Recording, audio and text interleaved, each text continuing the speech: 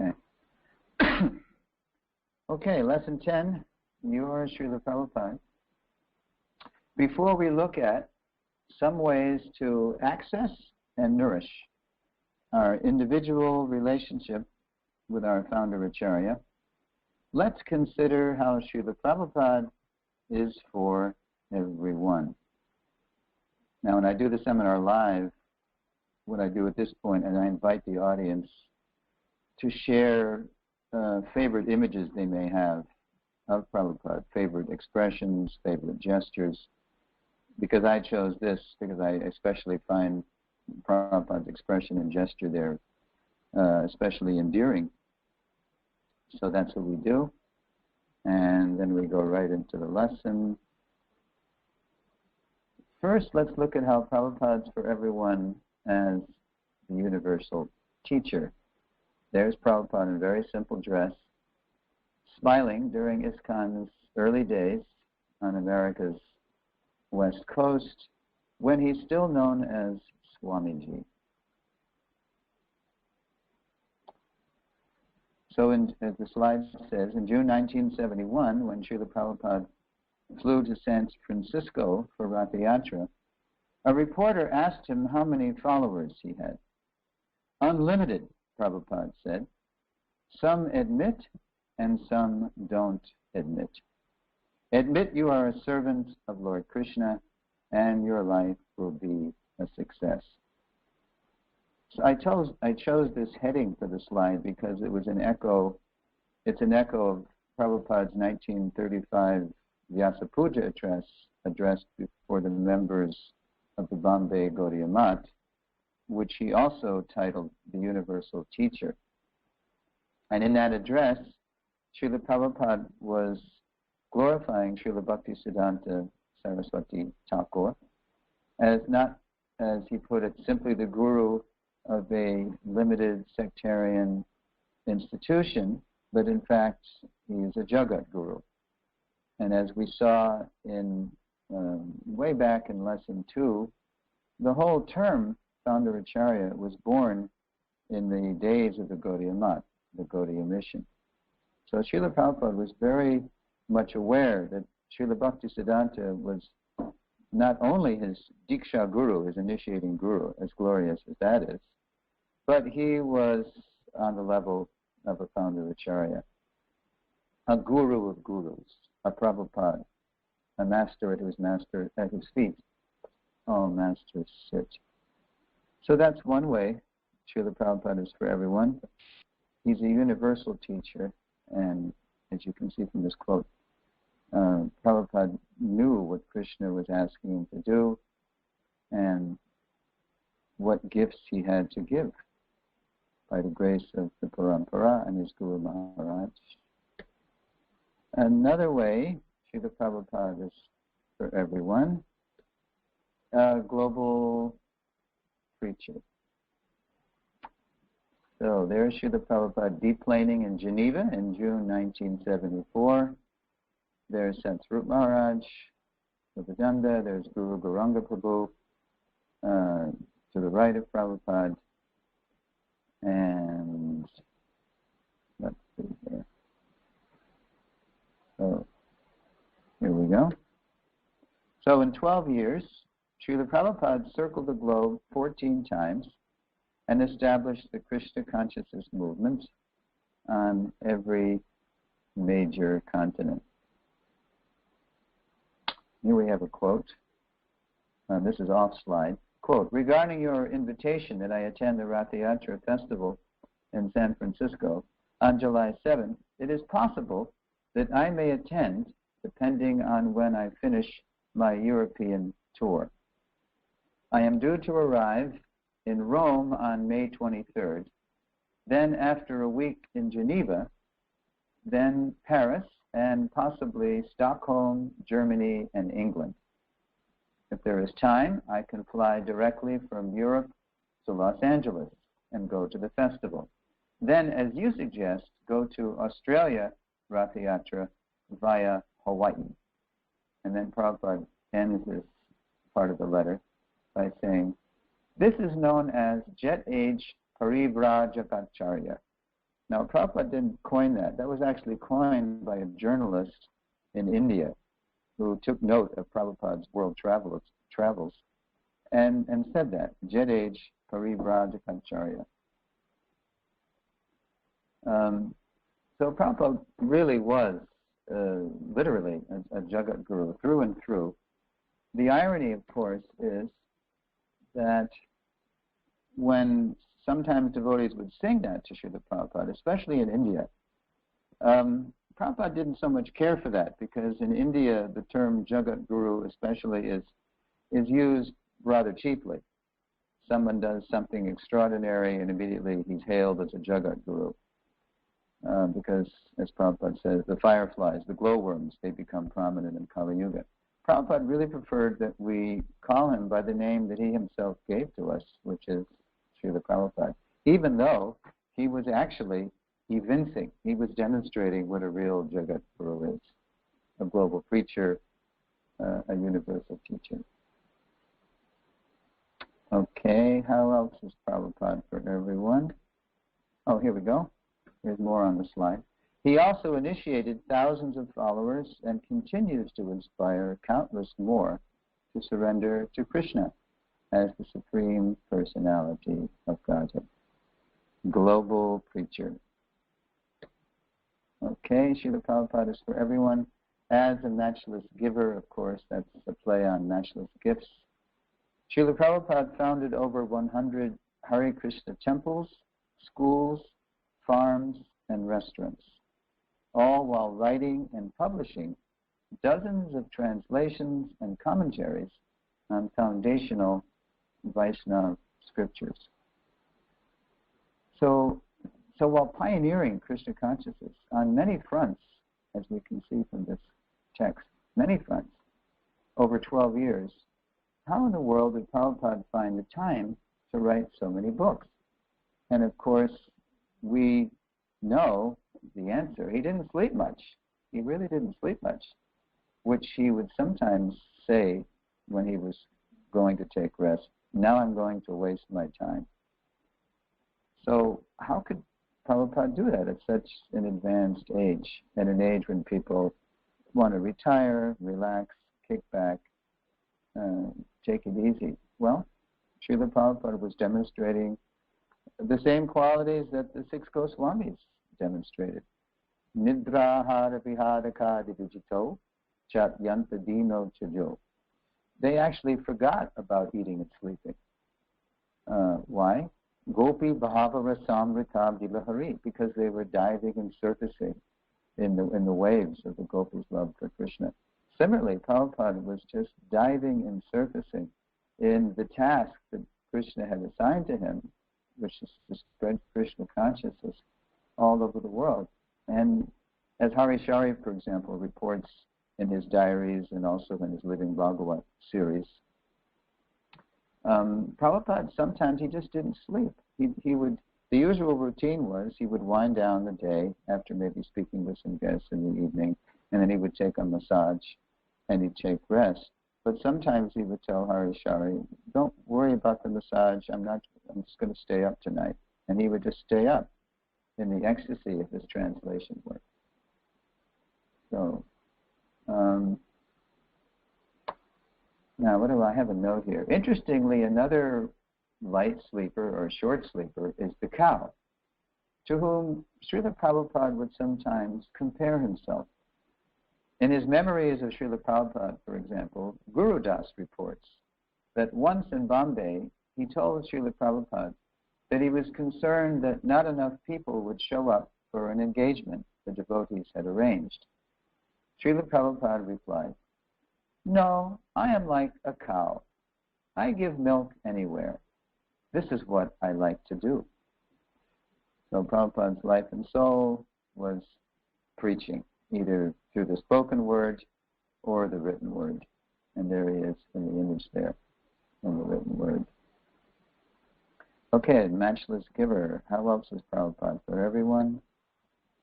There is Srila Prabhupada sitting on the Vyasasan in Los Angeles, near Dwarka. Usually when you see those gong shots where Prabhupada's playing the gong, he's looking straight on and he's looking rather grave.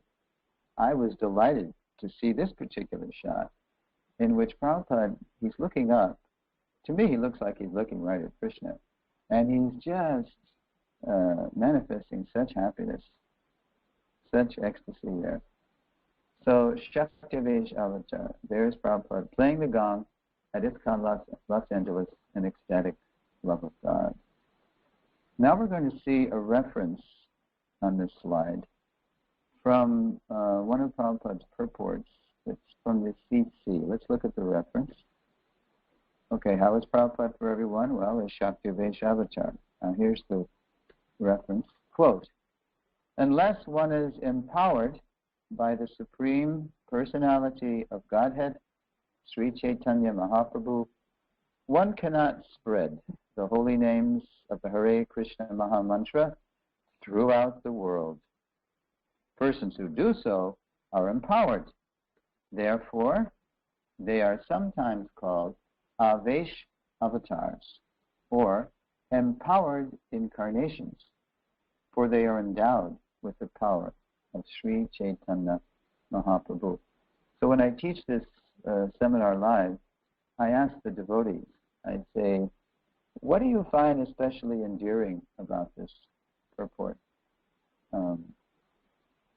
And some of them get it. They say, yes, Prabhupada's actually describing himself.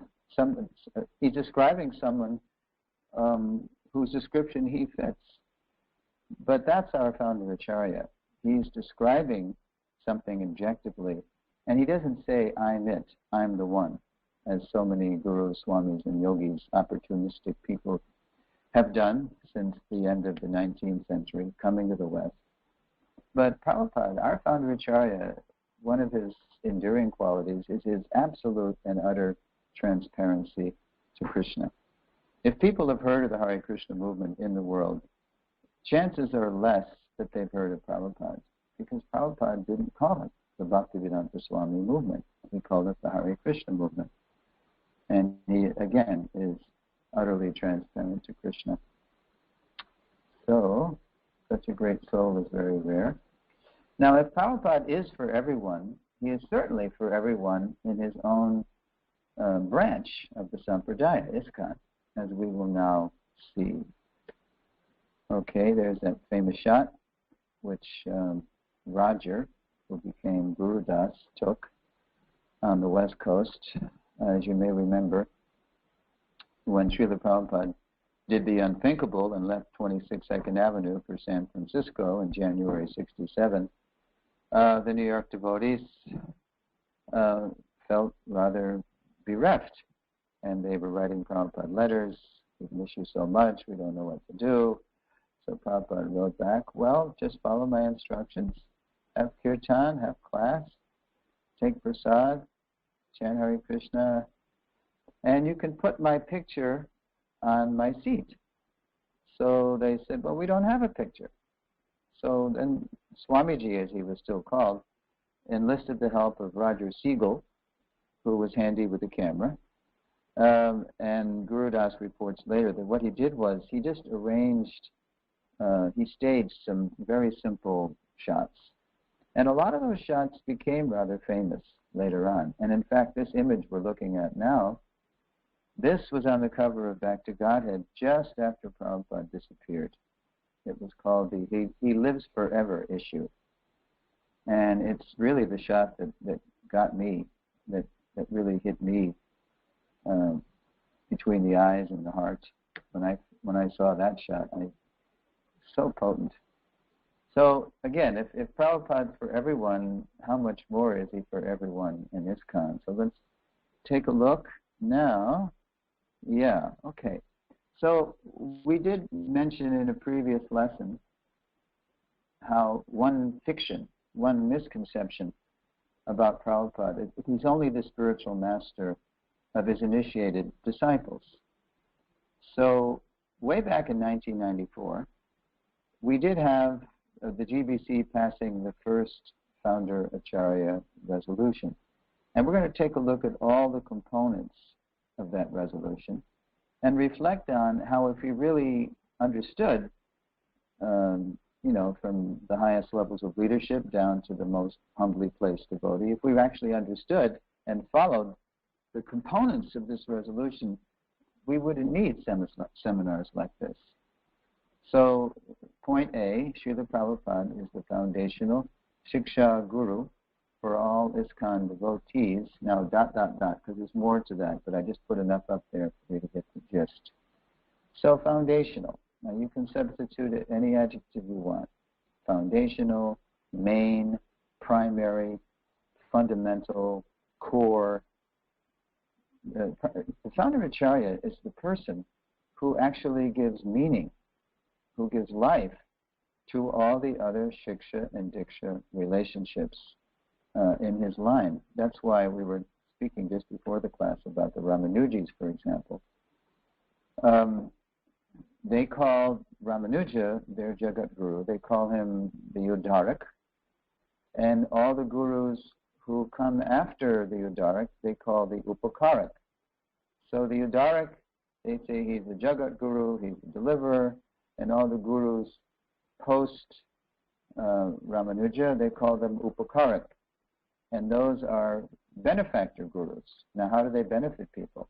Well, they bring their disciples to the lotus feet of the Udarak, of Ramanuja, to do what? To study his Mahagranthas, the great books that he left, to worship his Murti, which is rather amazingly preserved in Sri Rangam, and to execute his mission. In Ramanuja's case, is the Vishishta Dvaita mission, one in quality, different in quantity from the Lord. So, sound familiar? Yeah. He's the foundational guru. And as long as that foundational guru can express himself through his own institution, through all generations of his followers, he is alive and well. He lives forever by his divine instructions, and the follower lives with him. Let's take a look at another component of this resolution. Now remember, the GBC passed this 20 years ago in 1994. B, Srila Prabhupada's instructions are the essential teachings for every ISKCON devotee. Now, Srila Prabhupada always made it very clear that he wants everybody to express themselves, to express their realizations. He liked it when devotees wrote and spoke. So it's natural that as time goes on, there's going to be a proliferation of books. And, we have so many electronic media. But all those productions should inspire everyone to drink deeply at the fount, at the wellspring of Prabhupada's everlasting Vani. He is always the lens through whom we see all teachers and teachings.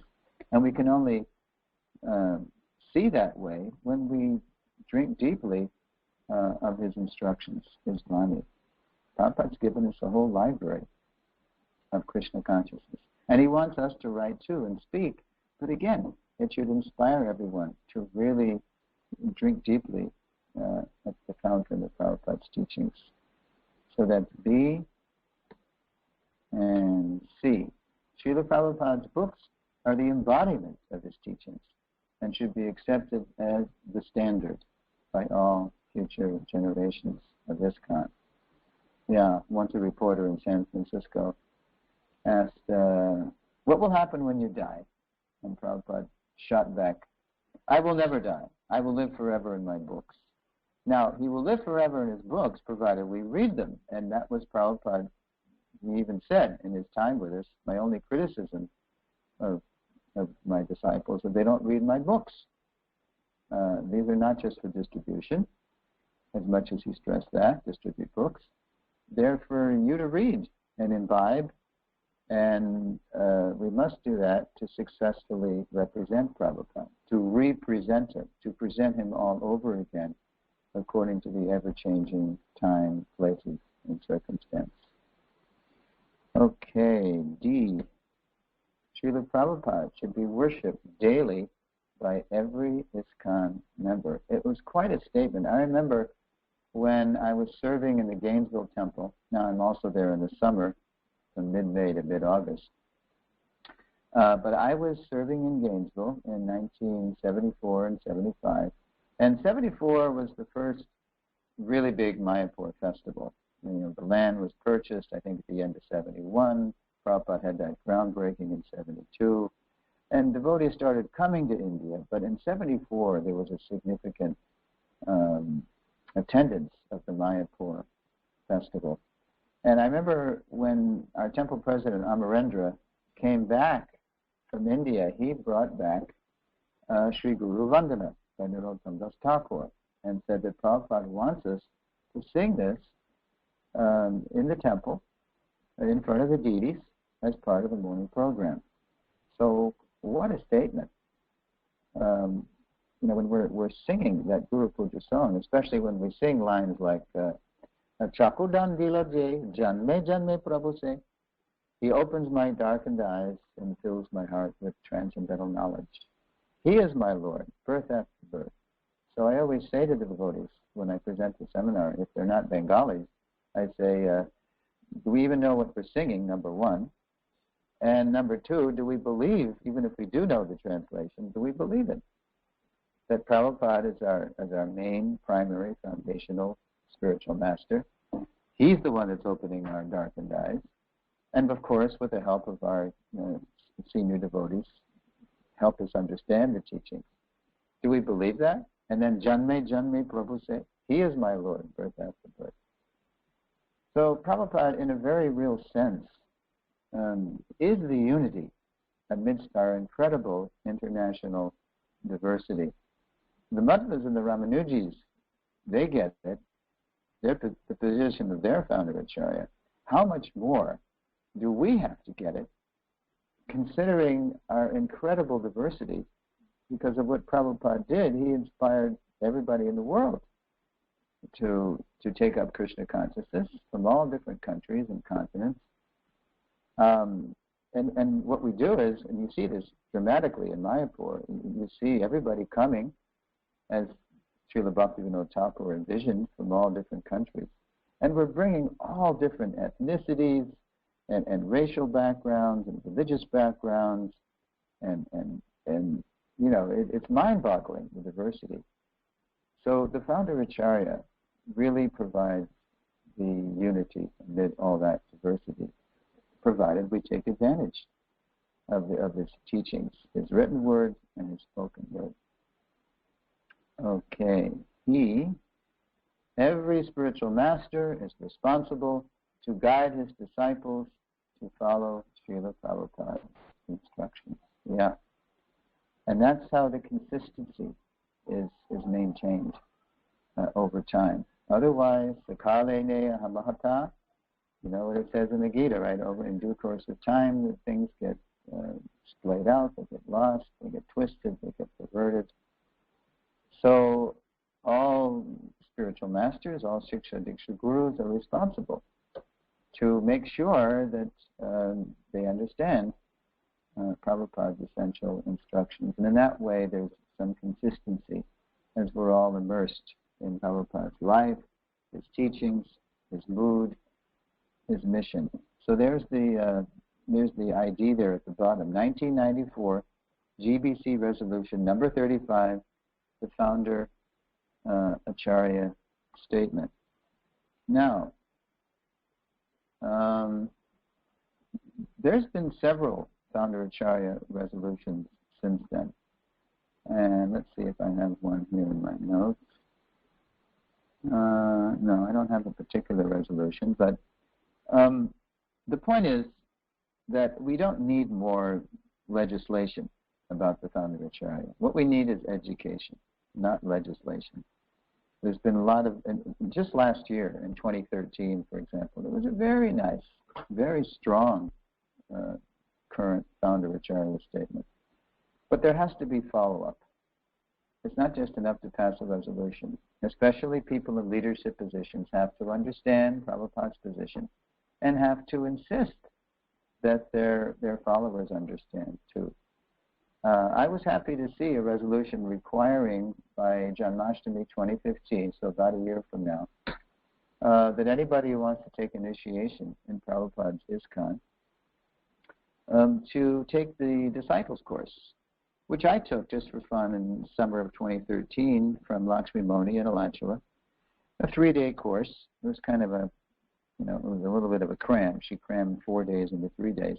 But I was very pleased to hear a very strong Founder-Acharya component in that course. So when people take that course, they will get it, that Prabhupada is the foundation.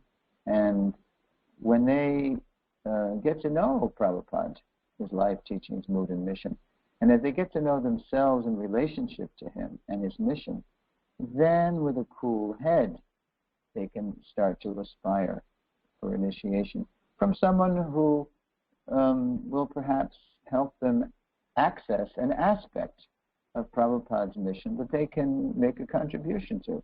That's a very practical working relationship with the Guru. Somebody who can help you access an aspect of Prabhupada's mission that you can make a solid contribution to, whatever your thing is. If it's cooking, if it's distributing books, education, business, you name it. People from all walks of life should be able to participate in the Hare Krishna movement. Okay, so that's if Prabhupada is for everyone, the point is, how much more should he be for everyone in ISKCON? And I'll tell you, as I travel the world, people are they're so grateful that they're being given an opportunity to connect with Srila Prabhupada in an authentic way. Not in a fanatic way, not in a hot-headed way, not in an upasidantic, illegal way, but in an authentic way, through Guru Sadhu Shastra and through Vaishnava history. So now that we've said that, let's talk about connecting with Srila Prabhupada. I decided to make a collage, first of all, just to remind ourselves of how all-sided our Founder-Acharya is. Srila Prabhupada, nobody really has all of him because he's too all-sided. He's too much of a transcendental Renaissance man. Who's the archetype of the Renaissance man in secular society? It's Da Vinci, right? Who gave us everything from the blueprints to the helicopter to the Mona Lisa, as they say. So how all-sided Prabhupada is. There on the upper left image, you have Prabhupada. I think he's in New Taliban in Mississippi in 1975. I'm not positive, but I'm pretty sure he's there. So there's Prabhupada, the simple living pioneer. And then in the middle, the top middle, you have Prabhupada, the World Sankirtan Party leader. Sometimes Prabhupada will talk about the World Sankirtan Party. And there he is, of course, sitting down amongst the hippies on Hippie Hill in Golden Gate Park, San Francisco. Upper right, there's Prabhupada, the empowerer of Vaishnavis. Prabhupada was comfortable. He could engage women of any background, traditional backgrounds, modern backgrounds, and help them understand how to be all they can be in Krishna's service. There, of course, is a young Malati. I think that's a 1967 shot by the Pacific. So, Prabhupada knew how to move amongst all different kinds of cultures and people. So, lower left, Prabhupada, the consummate cook. So many devotees report that's just why they joined, and in fact, I was sitting at Prabhupada's lotus feet. I believe Narahari Prabhu was there too. February 1975, Prabhupada is lecturing under a banyan tree at New Naimisharanya Forest in Coconut Grove. And toward the end of one of his Gita talks, he looked at us and he just said, "You have all come because of prasadam." And then Abhiram Prabhu, the TP at the time, was fanning Prabhupada. And those of you who know Abhiram, he's a very cool customer, doesn't show his hand very easily. And Prabhupada looked at Abhiram, who was fanning him, and said, "You too, Abhiram? You too have come because of prasadam?" And Abhiram went straight out of character, became very sheepish, and said while he was fanning, "Yes, me too, Prabhupada, me too." And then when Aviram said that Prabhupada just lit up. He just said, Jai! Jai! And his head wheeled across the assembled devotees, kind of like the sun rising. And we all said Jai because we knew it was absolutely true. That prasadam was a big reason we joined and a big reason we stayed. The image on the bottom, center image, there's Prabhupada, the literary conqueror, who's the inspiration for all people connected to the books, as we all should be. Books are the basis. That's a shot from a film that was made by Yadav Prabhu called Brilliant as the Sun. And back in the 70s, Yadav made a short film about how Prabhupada's books are produced.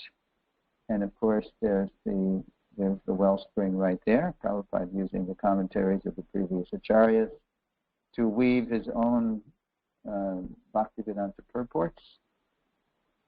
And from there, the books, the tapes were transcribed and they were edited. I used to be part of the production line myself. I was the indexer. I was the caboose on the production line. I'd always get the copy last, and they'd always tell me to hurry up. So, and then after that, the film showed how the books were distributed, and then it showed somebody coming to the temple. So it was like a full circle. It was called Brilliant as the Sun, after that Bhagavatam verse. Krishna Svadamo Pagate. This Bhagavat Purana is as brilliant as the sun. And there in the lower right, Prabhupada, the intrepid, fearless installer of deities all over the world. There, of course, Srila Prabhupada's Bhaktivedanta Manor, summer 1973, installing Radha Gokulananda. Not long ago, earlier in the year, I was in Sydney, where Prabhupada famously installed Radha Gopinath and asked the deities as he was leaving to please take care of themselves, because he was leaving them in the hands of the Malechas.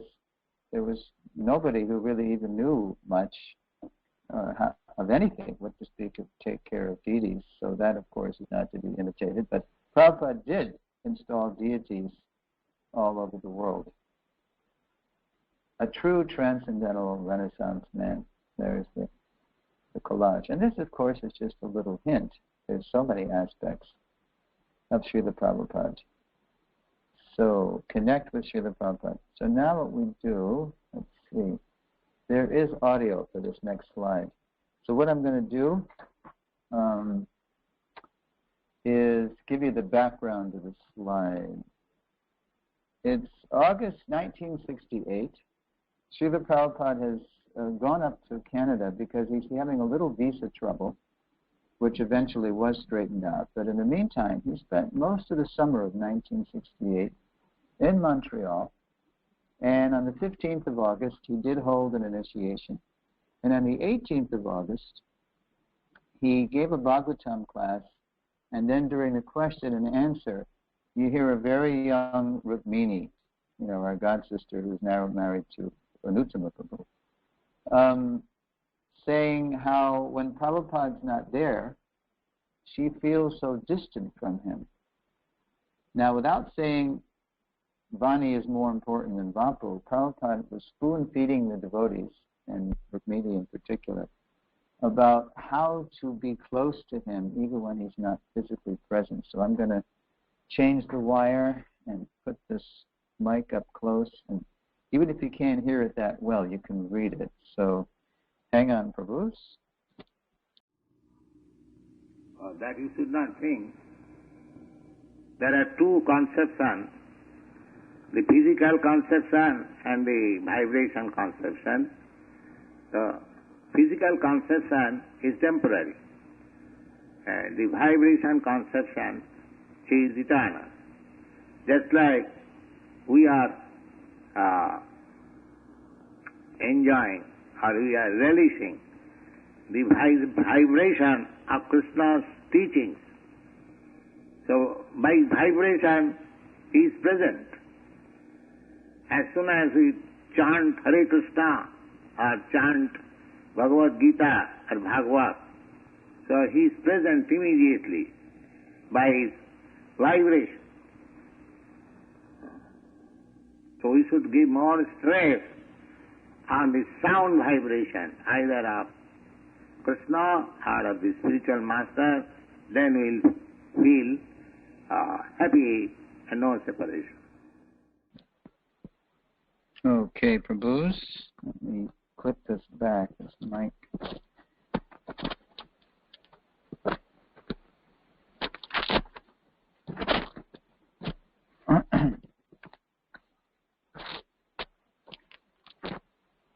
Okay, so without saying Vani and Vapu, Prabhupada was saying physical and vibration, and I really love the way he brought in Krishna and the Bhagavad Gita. It became very alive and very tangible when Prabhupada gave that example that even though Krishna, he was on the earth over 5,000 years ago, as soon as we pick up his Gita, we feel his presence by associating with his vibration, his teachings. So at the end there, Prabhupada says, so we should give more stress on the sound vibration, either of Krishna or of the spiritual master, then we'll feel happy and no separation. So the first and foremost way we can all connect with Srila Prabhupada is by becoming keen students of his spoken and written word. Regular attentive hearing from our Founder-Acharya grounds us in the foundational relationship that sustains all our other spiritual relationships, be they shiksha or diksha. One moment. I'm recording. Okay. Now, what's another way? Connect by finding and making your best contribution to our Founder-Acharya's mission. So, sometimes different Vaishnava Sanghas focus on cultivating, for example, esoteric aspects of bhakti, which is interesting. Nevertheless, Srila Prabhupada, in his ISKCON Sangha, emphasized that helping the spiritual master serve the Lord's mission is the best way to become dear to Krishna. And now we're going to hear that very dramatically in a purport. Okay. Quote, when one becomes serious to follow the mission of the spiritual master, his resolution is tantamount to seeing the Supreme Personality of Godhead. Now I'll read you some more from the purport. Here's how that purport ends, 4:28:51. Prabhupada writes, in conclusion, if a disciple is very serious to execute the mission of the spiritual master, he immediately associates with the Supreme Personality of Godhead. This is the only secret of success in seeing the Supreme Personality of Godhead. Instead of being eager to see the Lord in some bush of Vrindavan, while at the same time engaging in sense gratification, if one instead sticks to the principle of following the words of the spiritual master, he will see the Supreme Lord without difficulty. Sometimes I give the example, as you walk around neighborhoods in America, even in Europe, sometimes you see posters plastered on trees or on telephone poles with an image of a lost pet or even a lost child. And they're begging you, if you have any information, please call a certain number, like that. So in the Bhagavad Gita, in the 18th chapter, Krishna says that one who shares, who preaches the message of the Gita, there's nobody more dear to him. So this is Krishna's poster. He's saying, if you want to, I want everyone back to Godhead. So please bring them back. So that's how to become dear to Krishna, by participating in Krishna's mission. As Prabhupada himself would tell us, my Guru Maharaj used to say, don't try to see God.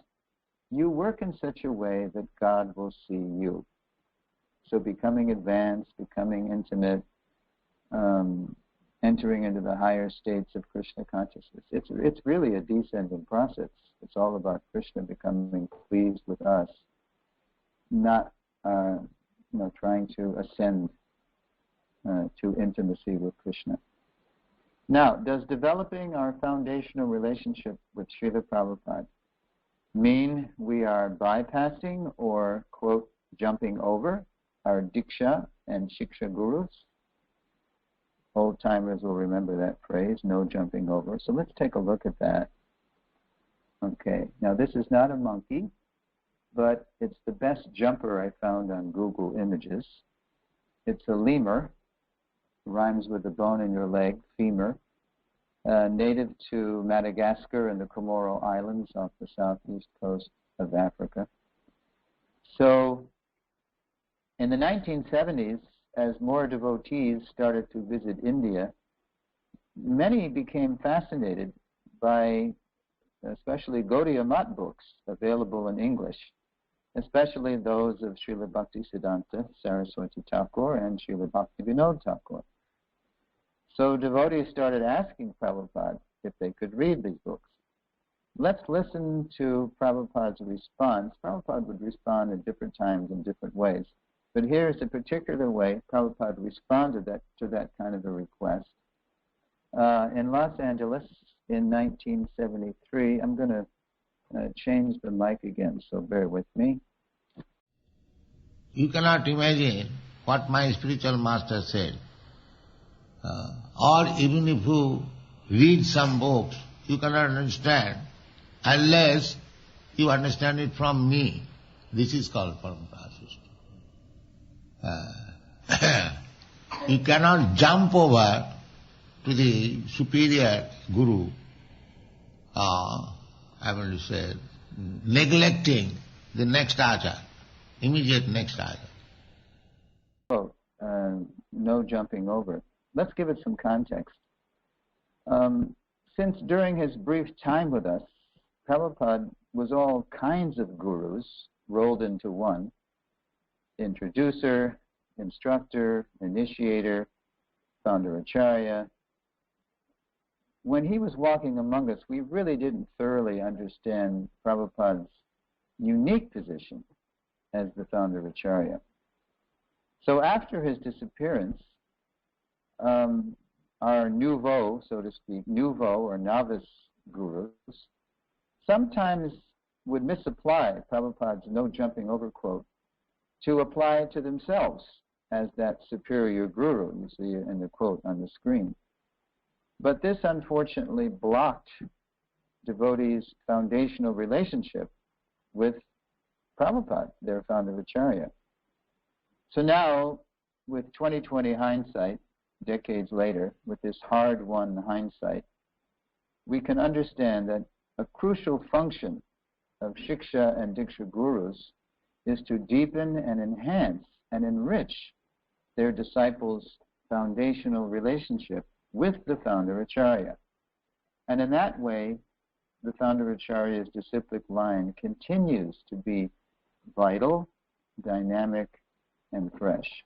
I mean, it got so bad during the so-called zonal Acharya era that in some cases, in some places, even people who were Diksha initiated by Prabhupada were discouraged from reading Prabhupada's books, and now it's time to read, the new guru's books. Just completely, ignorant, immature, with some personal ambition mixed in there. So sadder but wiser, we understand that this is wrong, and the guru's business post-Founder-Acharya, post-Vapu Founder-Acharya, is to deepen their own and everyone else's core relationship with the Founder-Acharya. So to ensure clear understanding of the guru-disciple relationship, we must this is another no jumping. First we had no jumping over, and now the next slide, no jumping into. So again, to ensure clear understanding of the guru-disciple relationship, we must never jump into it prematurely. So now in this slide, Prabhupada will remind us of what he has already told us in Lesson 7. What you're going to hear is audio we already heard in Lesson 7, but it's so important to my mind that it bears hearing again. And this is Prabhupada at New Naimisharanya in February 75. I don't remember him saying this, even though I was sitting right there. So thank God we have these recordings. And here we go again. I'm going to turn the mic over to Srila Prabhupada. Hang on. Nobody should accept blindly any guru, and nobody should blindly accept any desire. They must behave one another at least for 1 year. This is the instruction by Sanatana Goswami in his Hari Bhakti Vilas. So they must behave one another. Well, of course, what Prabhupada means is they must examine, they must test, they must check out one another at least for 1 year. So if we're lucky, if we're bhagyavan, if we're fortunate, when we come into ISKCON, mature devotees will ground us in our foundational relationship with Srila Prabhupada. And as we get to know ourselves in relationship to him, we will be able to, with a cool head, aspire for initiating and instructing gurus who can help us make our best contribution to his mission. And if we are serious and sincere, over time, the Lord blesses us with these kinds of gurus. Really, everything rests on desire and association. If our desire is good, if it's sincere, that takes us into good association, and that further purifies our desire. So better association is like an upward spiral. And it works the opposite way, too. If we're so divorced from our own desires even, if we can't even see ourselves, if we can't really honestly introspect, then the weeds tend to grow up and we get a perverse understanding, and that takes us to lower association and we tend to go down. So the more we deeply connect with Srila Prabhupada, the more we have a responsibility to pass on his unique legacy to others. So now we go into connecting with Prabhupada by giving him to others. And I tell the story how last year, 2013, on the occasion of Prabhupada's Tirobhav Tithi, his disappearance day in Mayapur, I was sitting amongst Prabhupada initiates, because they have, Prabhupada initiates speak on Prabhupada's disappearance. And I have to admit, it's a kind of pet peeve of mine when people just talk about Prabhupada disciples, meaning, his initiates, as though we're some kind of, it's almost like a caste. Or it's almost like an endangered species now, because one by one, of course, nature's way, we're following Srila Prabhupada out of this world. So when I got up to deliver my homage to Prabhupada, I just said his pranam mantras, and I took the microphone, and I just went right up to all the devotees, and I said, Prabhus, please, don't make me an endangered species. Don't come up to me anymore and say, oh, Prabhuji, I can't imagine what it's going to be like when the last, quote unquote, Prabhupada disciple leaves the planet. What will we do? So I said, look, don't say that. You think it's just our responsibility to be absorbed in Prabhupada's life, teachings, mood, and mission just because we happen to be his initiated disciples? It's everybody's responsibility. Please, get it. Avail yourselves of Prabhupada's everlasting Vani so you can pass it on too. And it should increase. That's the nature of spiritual energy. Prabhupada calls it a superior natural sequence in his purport. I think it's Gita 217. He talks about inferior and superior natural sequences. Now, the inferior sequence is what the scientists call entropy, that things go from a state of integrity to a state of dispersion. And that's the way of the material world.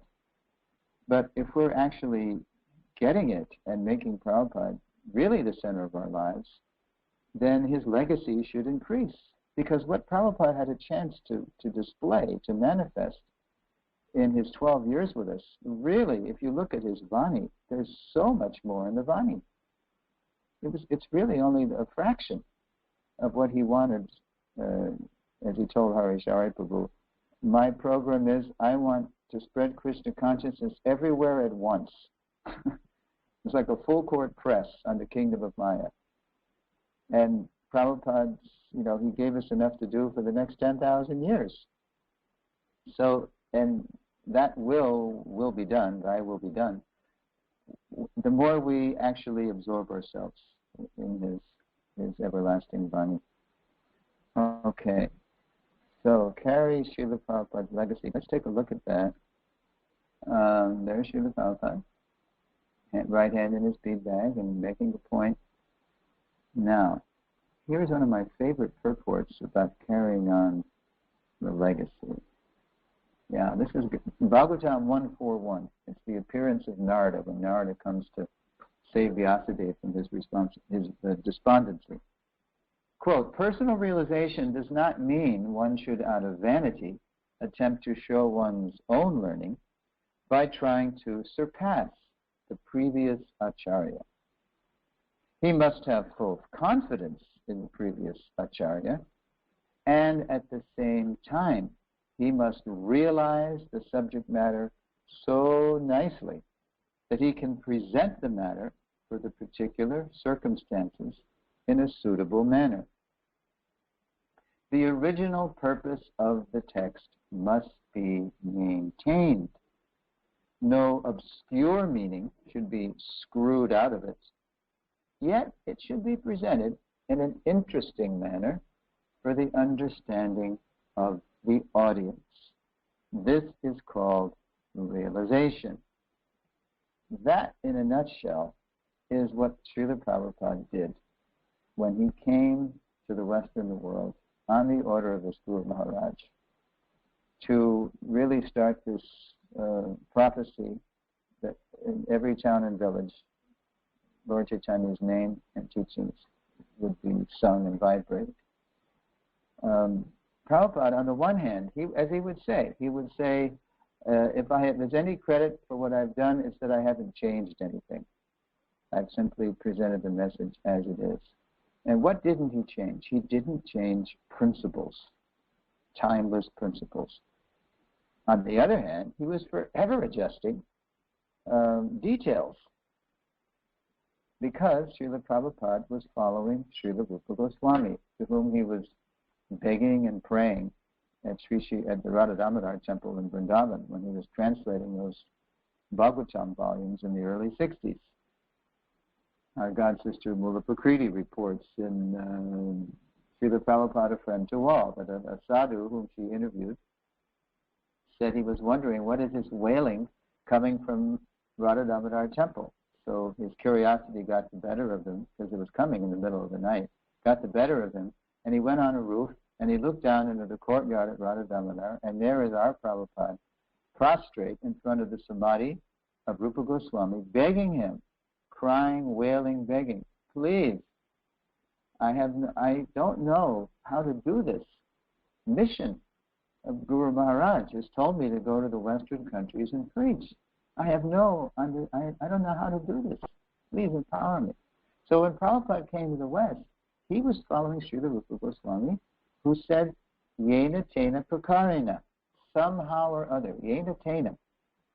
Get them to fix their mind on Krishna, which, of course, Prabhupada beautifully did, especially that first summer, 26, on the Lower East Side, just getting people to chant Hare Krishna, stay high forever, as the advertisements. And then he says, Mana Krishna Nisheva, fix the mind on Krishna. Sarve Vidhi, all the vidhis, all the rules. Nishedha Syor, Etayoreva Kinkara, Kinkara. They should be servants. All the rules and regulations of the Shastras, they should serve this highest principle of getting people to somehow or other fix their mind on Krishna. So Prabhupada, this is called realization. When Prabhupada, he was spreading Krishna consciousness all over the world, just according to what he called the time, the country, the candidates. He knew how to do it. He knew how to take those timeless principles and apply them appropriately to the time and the audience and the place. So this is called realization. So the more we actually immerse ourselves in Prabhupada's life, teachings, mood, and mission, we can also be empowered to do that too. This is, Prabhupada said, this is called realization. The realization is the blessing from pleasing the spiritual master to know how to spread Krishna consciousness. Okay, so that's one aspect of carrying on Prabhupada's legacy. Let's see here. Well, here's a quote from Srila Prabhupada about how he really wants us to step up to the plate and in our own way, according to our own capacity, act as gurus, as teachers. Here's a famous quote from Tehran, 13th of March, 75. It's a room conversation. He's there with Atreya Rishi and his wife, and Navayobana and his wife, and Dayananda and his wife. And Prabhupada says, quote, "So we should follow this instruction of Chaitanya Mahaprabhu. Yaredako, whoever you meet, Tarekaha, tell them, Krishna Upadesh, tell them what Krishna says. So you, every one of you, can become guru. You may say that I am not interested to become a guru. But Chaitanya Mahaprabhu says that if you are not interested, that is not very good. You should be interested. You must be guru. That is success of your life." I have a little observation about that. Okay, I already spoke it here. Whenever younger devotees say that they can't imagine what ISKCON will be like after the last, quote, Prabhupada disciple leaves the planet, I become more convinced how important it is for all generations of devotees to understand and act on their responsibility to imbibe Srila Prabhupada's unique legacy and carry it to others. Yeah. Okay, so let's go to the final slides because, and these slides are directly taken from the conclusion of the Founder-Acarya dissertation that it took Ravindra Sarup Prabhu 6 years to churn out and write, and he was put through his paces by those of us on the Prabhupada Position Committee and also by the GBC themselves to churn it, so you really get the Siddhanta right on this, according to Guru Sadhu Shastra and Vaishnava history. So this is the kind of outcomes of deeply understanding Prabhupada's position as they appear in that dissertation, which anybody can download, Founder-Acarya with an H, ACH.com, and you get the book in PDF. So let's look at these items. Okay. Generation after generation will be able to receive the special mercy offered by Srila Prabhupada. The path back to Godhead he opened will become ever increasingly traveled. Now, it says special mercy. Why? Because our Founder-Acharya, even among Founder-Acharyas, what he did is unprecedented. Of course, by their mercy, by the grace of the whole Guru Parampara. But he did it. So he's a very confidential servant of Lord Chaitanya and of Sri Radha and Krishna.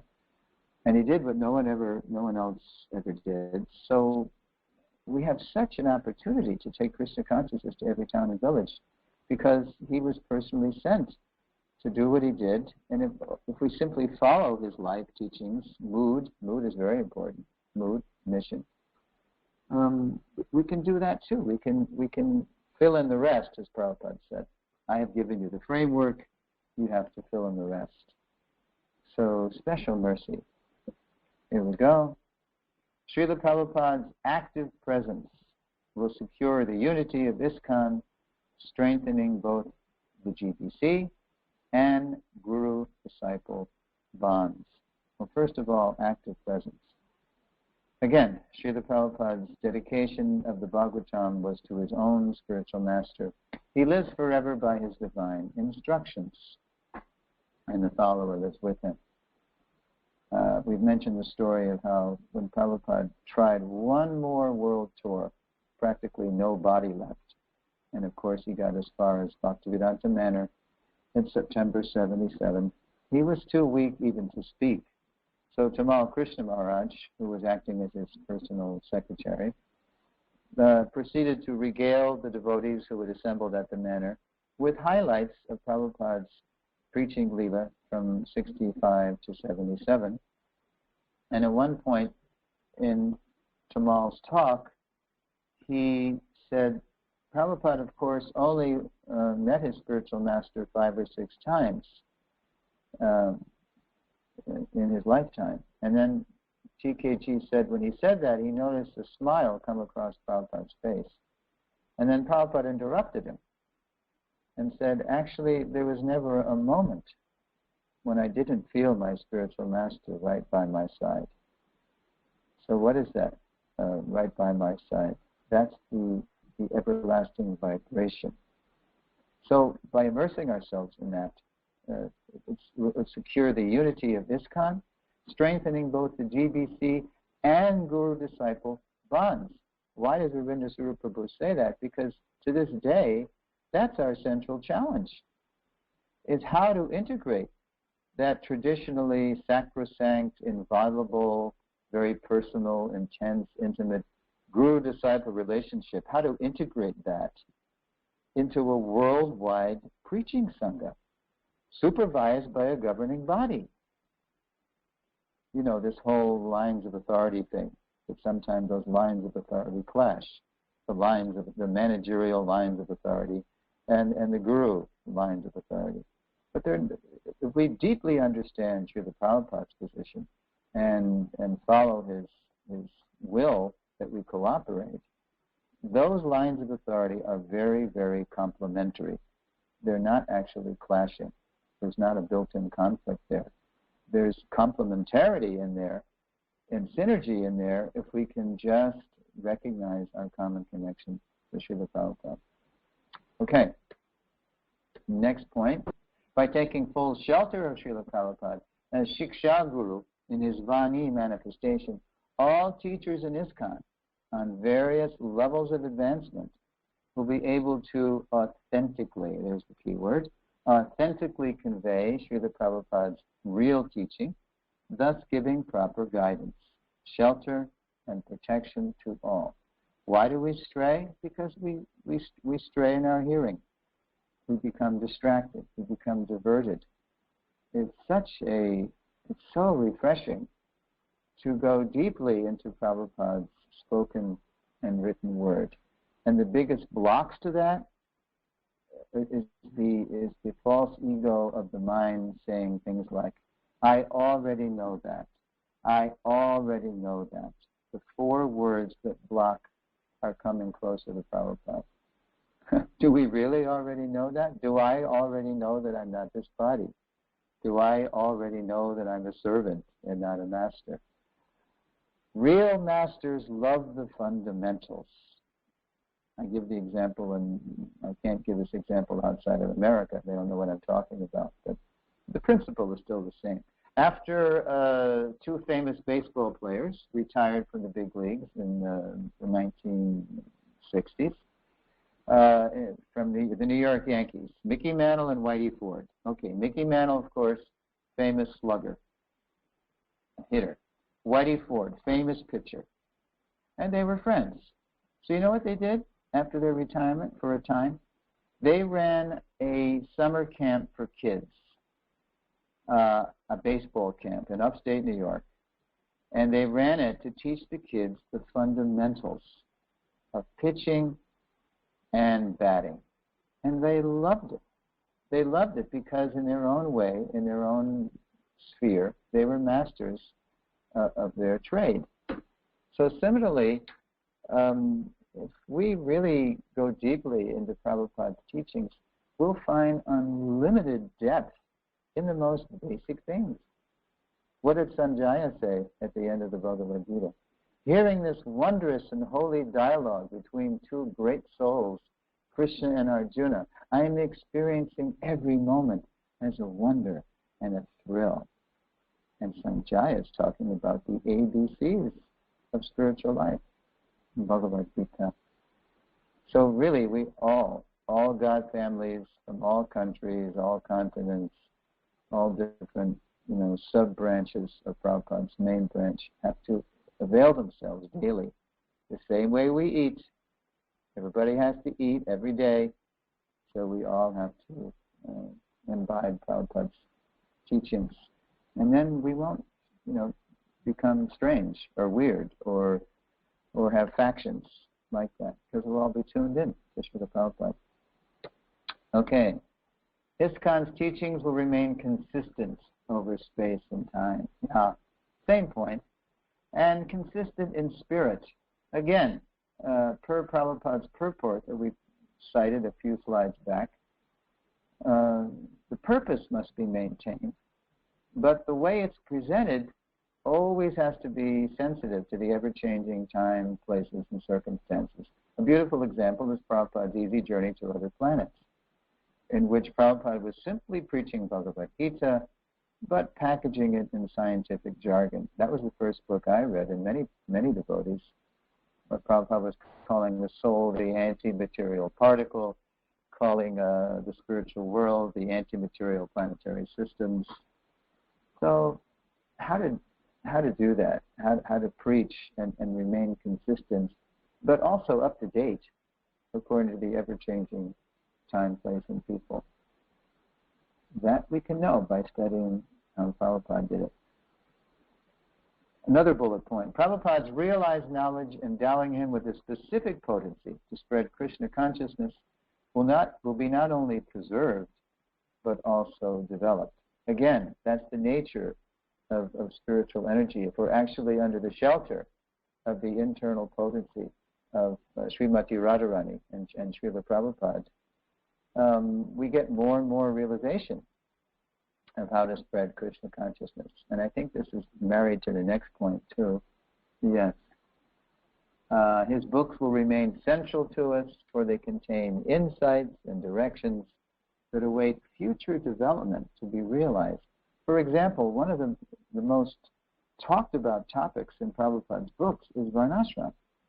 And when we did that lesson called his Varnashram Challenge, we were reminded how we've barely touched that phase of Prabhupada's movement. Barely touched it because of all the confusion and the complexity and the way Prabhupada himself unfolded his vision of Varnashram in stages over time, and how we use that phrase differently in different contexts. Unless we make a systematic, deep study of Prabhupada on Varnashram, we just throw up our hands and say, well, it's not practical, and I don't know what Prabhupada means. No, it's actually very clear, but you have to study it deeply in the Sangha of serious and sincere devotees who are strictly following. Okay, so we barely touched that phase, but the more we understand what Prabhupada wants, that will be developed. And finally, his eyes will always remain the lens through which all future generations see Prabhupada's predecessor, Acharyas. Yes, the Founder-Acarya is not simply our upline, to borrow a term from multi-level marketing. He's not simply our upline in the parampara. He's not simply a previous Acharya, but he is the touchstone in the original sense of that word, the testing stone, the measure of all teachers and teachings. Okay, so at this point in the seminar, what happens when I do it live is I ask the devotees whom I asked way back in lesson 3 when we do the signature lesson, the sample lesson at the seminar called Srila Prabhupada, our Founder-Acarya. I say, okay, Prabhu, in 108 words or less, I want you to write down what your relationship is with Srila Prabhupada right now. Just right from first thoughts. Don't cross out. Don't edit. Whatever comes. This is it. And then we revisit those statements at the end, at this point in the seminar. And then we talk about how the journey we've taken through Sambandha, Abhideya, Prayojana has influenced their relationship with Srila Prabhupada. I hope for the better. And then the last slide. Yes, and then we all just sort of say in unison, all glories to our beloved Founder-Acarya, Srila Prabhupada, and to every follower's foundational relationship with him. Now, if I've been clear, and everyone's been listening, by the end of the lesson, we'll be able to describe how Srila Prabhupada is for everyone, describe how we can better connect with our Srila Prabhupada, our individual Srila Prabhupada. We'll be able to explain how to represent, literally to represent, to present all over again, Srila Prabhupada effectively, and we'll be able to identify the benefits of deeply understanding Srila Prabhupada's unique position, as we just read from Ravindra Prabhu's dissertation. Okay, Ramananda Prabhu, it is 20 after the hour. It's rather late, but we can take some questions and comments. Haribol, Haribol. Go ahead, Chitananda. Yes, well, two things, like in the beginning when you mentioned Prabhupada's letter to Shyam Sundar. Prabhupada used to have about 25 temples expecting him in 3 days. Always. They were always, Prabhupada may be coming very soon.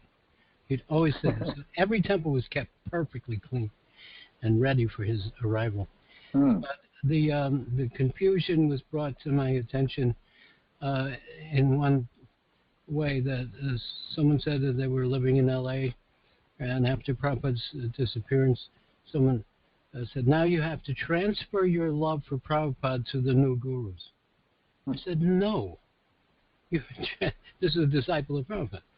I said, no, your relationship with Prabhupada is eternal.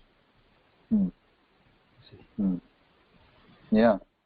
And now a balancer there is that even if we're initiated by Prabhupada, it's not just about me and Prabhupada. I depend on whoever is going to help me come closer to Prabhupada, whatever generation.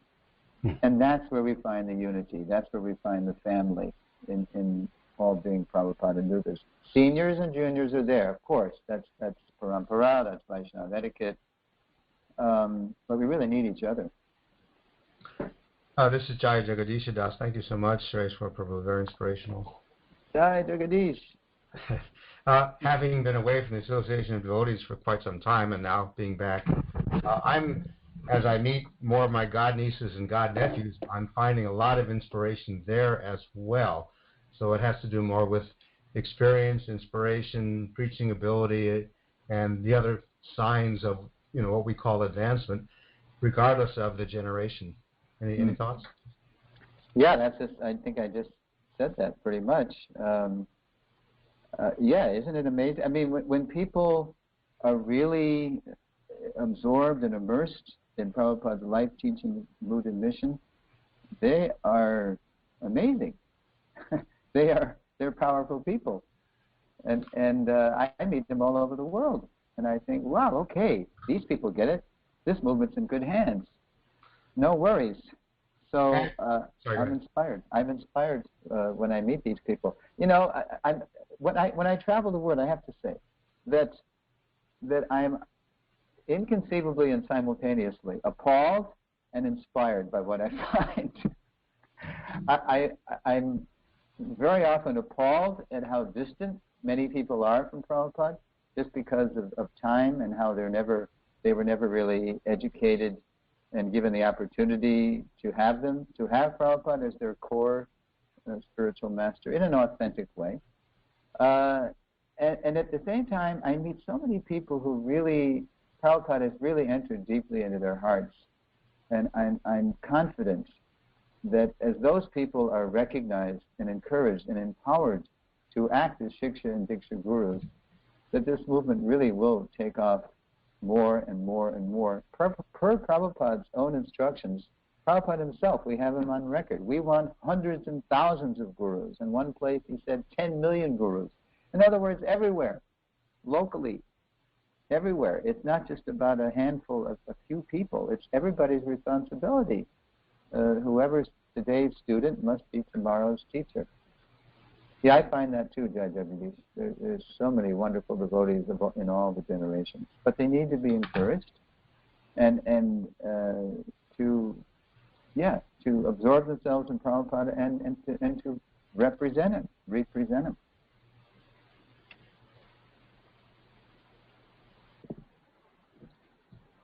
You know, Prabhu, to that point about people that don't even know that people that come to the movement that never knew Prabhupada. Hang on, Prabhu. Come on in. Okay, I'm still online. Hang on, Prabhu. Okay, great. That's perfect. Thank you. Okay, sorry about that. Go ahead. I was just going to say that in Christianity, it's often true that converts make better Christians than those that may be born into it. So in the same way, would you say it may be that devotees that come to the movement that never knew Prabhupada would make even greater devotees? You know, what I'm trying to say is devotees that never knew Prabhupada that come to the movement. Well, it is a sociological phenomenon, whether we're talking about spiritual life or material life, that when someone is like when pioneers go pioneer something, you know, whether it's America or any place, and then they have children. Very often the children are not as fired up as they were. That's just some kind of, you know, sociological phenomenon.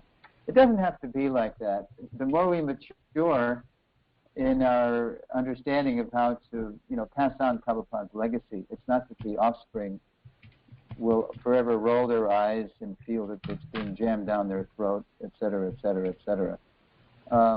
But, you know, everybody has their individual journey of how they're coming back to God. And I have a daughter who's 23 years old. She's a Garbhadan girl. And I know at some point in her spiritual life, she's going to get serious about spiritual life. It's not now. But I'm her Hare Krishna connection, and she appreciates it when I share with her at a teachable moment, you know, Krishna conscious wisdom and values. There's no question of me, quote unquote, preaching to her at this point. But she'll come in her own way. So again, whether people never heard of Prabhupada or they were born into the movement and they heard about him from day one, everybody's got their unique journey, and Krishna knows how to handle everybody. He's an unlimited genius. So that's my experience. Okay, anybody else? Dhanavad, Vidogdhamadadas. Yes, Prabhuji. So I found this quote. I've given it before, but it's something, if you care to work it into the future seminars. Vidogda, you got to email me the quote. That's the way it works with me. Please. Okay, I'll do that. Yeah. Prabhupada's quote in a talk in Vrindavan in October 20th, 1972. He quotes Narottam's song, a line from Narottam, Tundera Charana Sevi Bhakti Sanivas. And then he says, if you regularly read Nectar of Devotion, you're associating with Rupa Goswami directly. And if you act accordingly, if you follow those instructions, then you're serving his lotus feet. So by extension, you could study the books of Prabhupada, and by doing that, you're associating with him, and by following those instructions, you're serving his lotus feet. So that Vani Vapu, it's a nice way of expressing that. And, you know, many years ago in Santa Cruz, I was at Gopa Brindapal's place, and we were observing Prabhupada's appearance, and you know, it was just so obvious. It just struck me at that time that because Prabhupada's given us Bhagavad Gita, Srimad Bhagavatam, Chaitanya Charitamrita, Sri Upanishad, Upadeshamrita. Any Westerner coming into contact with Krishna consciousness is going to get his foundation from Srila Prabhupada. Mm-hmm. And I think also something that you mentioned that, the basics may be easily read, and even parroted, but to realize them is another thing. And to be pure in our understanding and representation of that is another thing. Yeah. When you were speaking about, coming at Prabhupada saying you're directly associating with Rupa Goswami, it reminded me of some correspondence that Srila Prabhupada had from between January and March, or April, 68, with a girl named Andrea Temple, if anybody remembers these letters. Andrea Temple was a girl who never met, a young woman, who never met Prabhupada, but had had gotten his books from some devotees, and then she just started writing Prabhupada, as people would, especially in the 60s, before the movement really, went international all over the world. And there were some striking letters that Prabhupada wrote back to Andrea Temple about how, yes, by reading my books, you're directly associating with the Parampara because you've gotten them from my disciples, and now you, I think she was living in Freeport in the Bahamas, now you can go out and teach others. And yeah, that's just the way it works. Sampradaya vihinaye mantraste nispalamata. It's that current that's of the internal potency that's coming down through the Parampara, through Srila Prabhupada. Interesting counterpoint or a balancing point. I'm right now, and anybody can do this. Harishari Prabhu, of course, who's written these Transcendental Diaries, he's taken his written word of his experiences with Prabhupada, and for many years he's traveled the world with these living Bhagavat seminars. Prabhupada, the living Bhagavat. The book Bhagavat and the person Bhagavat. So, in the course of traveling with Prabhupada, he heard someone ask Srila Prabhupada, what's more important, the book Bhagavat or the person Bhagavat? And at least in this instance, Prabhupada immediately replied, the person Bhagavat, because the Guru can pull your ear. And what he meant by that was, he can correct you. Right. Yeah, no, there's no substitute for a living Shiksha Guru. Yes, right. To whom we, don't want to disappoint, and who we really want to follow. Yeah. Right, but if someone does represent Krishna consciousness, I've heard Prabhupada in lectures say, you have to be following. But if you're not, it's a form of cheating. Mm-hmm. Yeah, definitely. Disciple comes from the Latin root meaning follower, meaning to follow. Or as Prabhupada would say, disciple means discipline. Okay, thank you for that. Who did you say the living Bhagavat could pull the ear? Who was that? This is Harishari reporting on one of his. I hardly encourage everyone. I'm totally addicted. I used to watch Yadavar Prabhu's, and I still do, the following Srila Prabhupada DVD series as the kind of ultimate audio-visual record of Prabhupada's preaching Leela. But lately, over the summer, Harishari put a notice on Freeform that now he's making all his lectures that he gave for years about his travels with Prabhupada available. If you just Google, I think, Harishari, Living Bhagavat Lectures, or you go, I think his website is called Lotus Imprints, you can download all of his lectures, and they are a goldmine of Prabhupada Katha, of how Prabhupada applied his teachings, in 360 degrees, in so many different ways, in so many different circumstances, while keeping the principles intact. So sweet, so strong, and so nourishing. This is my latest addiction as I travel the world with this seminar. Hari Shari, I think it's Lotus Imprints, or just Google, Hari Shari Prabhupada talks or something. You'll find them, and they're free. Just download them. So yeah, the Guru, Prabhupada said immediately. He said, "Oh, it's the person Bhagavat's more important because the Guru can pull your ear." In other words, we all need. You can't just read books. You've got to have somebody who can help you understand the books. Like Prabhupada always said, you can't just get medical books and then be a doctor. You need personal training. And that's why we need so many gurus. There's a dearth of gurus. We need people to train people, educate people. It's gotten so thin since Prabhupada's time.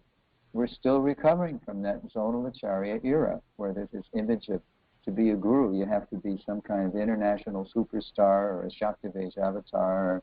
No. All you have to do is strictly follow Guru and Krishna, which is no small thing. But there are many devotees who are doing that, who just need recognition and empowerment. Please, I beg you, Prabhu, take up this role. Be a parent, be an uncle, be an auntie.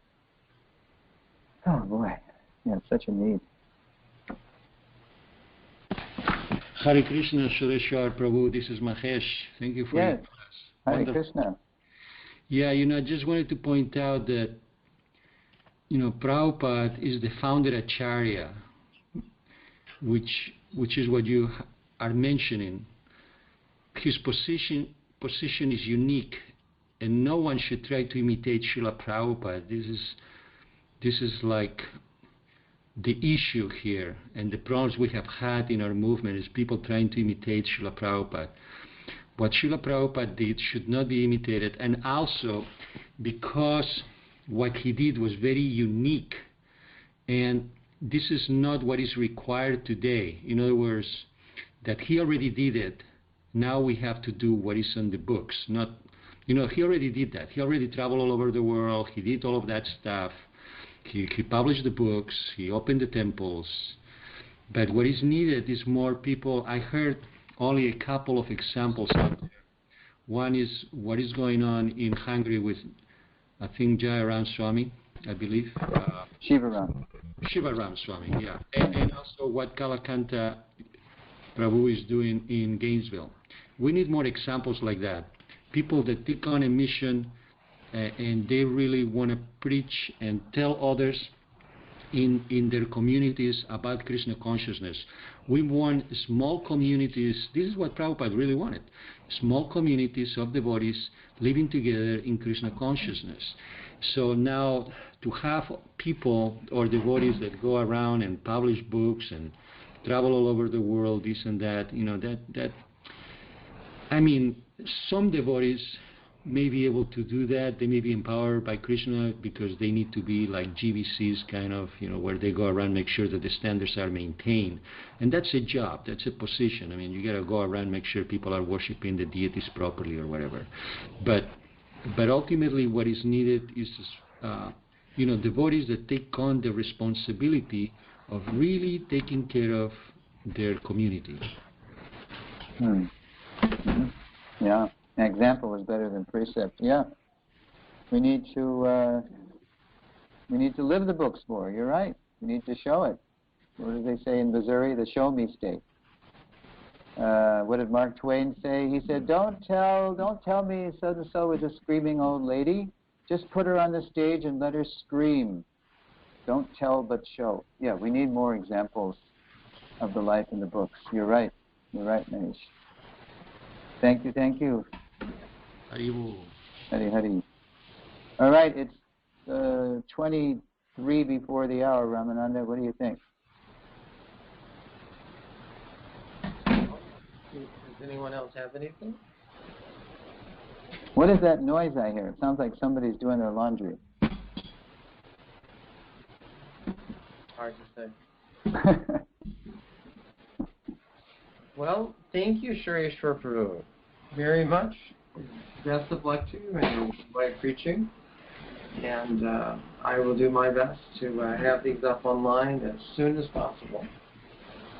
Okay, yeah, let's go back and forth and see about the editing and so I can make this the takeaway for all people who want to review the points. Thank you, Prabhu. This has been really a great opportunity for me to share with you Prabhupada's glories on esanga.org.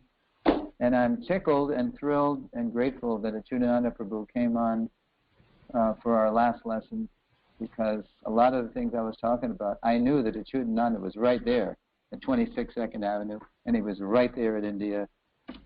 And thanks for coming, Achyutananda Prabhu. Okay. Sure, Prabhu. All glories to Prabhupada. Thank you. All glories to Srila Prabhupada. Yeah. Hari Hari Bol. Hare Krishna.